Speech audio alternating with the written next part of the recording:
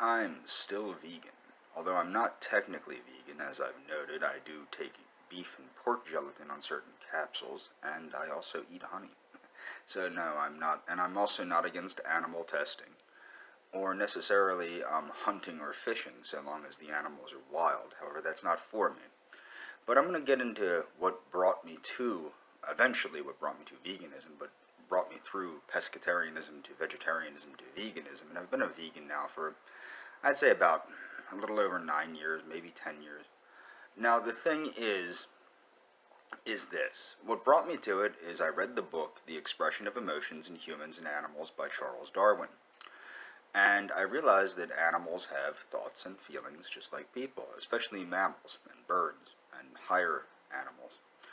And I owned a guinea pig at the time, and guinea pigs are prey animals, as anybody knows, and they can smell the metabolites, the broken down material of the proteins you eat, and it freaks them out.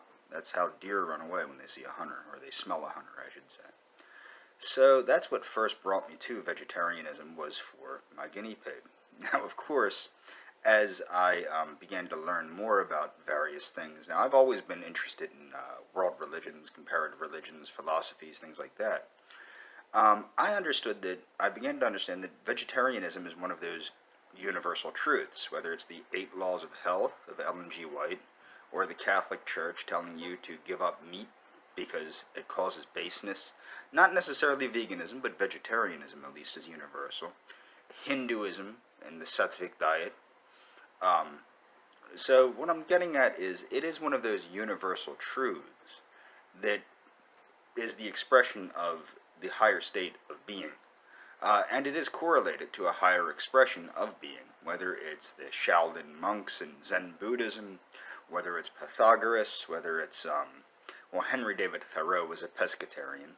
But my point being, or Plato encouraging vegetarianism for a more sustainable society, or Hitler promoting vegetarianism for the health of his nation, my point is, it is a universal truth. And I don't harp on people, I don't say give up eating meat or anything like that. I have always said, less is better than a lot. If you can't give up all meat, give up some meat. And like I said, I'm also not kooked, so I'm not technically a vegan, although dietary-wise I basically am, but now you can't differentiate between dietary and ethical. So, that's about it. That's why I'm still basically a vegan.